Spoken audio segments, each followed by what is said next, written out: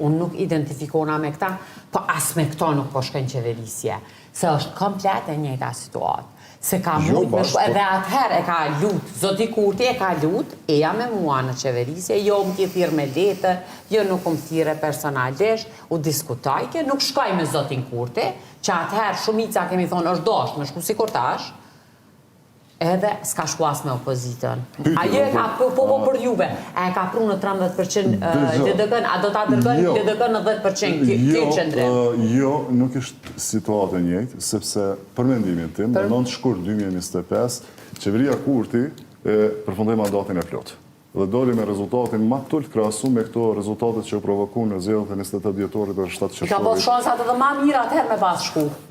Dhe LDK-ja, shkaku që u pozicionu nga i prirë nga logjika se ne mund të pasira Kurti për 50% dhe 42%, mund të adopsojmë edhe me tutje, e provoj fatin e saj.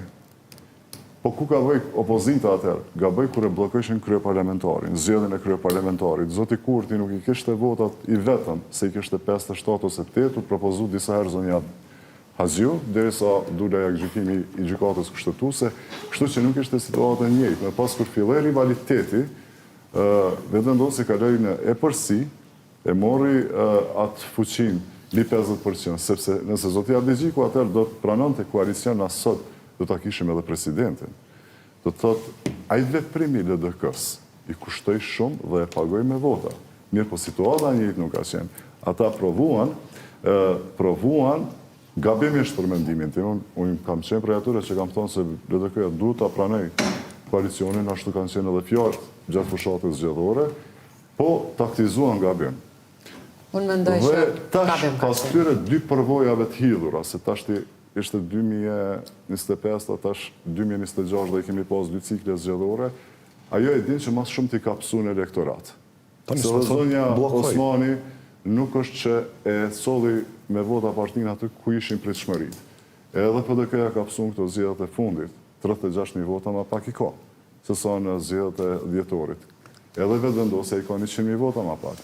Kështu që në këtë kuptim, zoti Abdixhiku, tash, pasi e ka siguruar një farë forme karrierën ma pak se një vjetë kam pështimi se kryetarit partisë, e din që ky është shansi i fundit.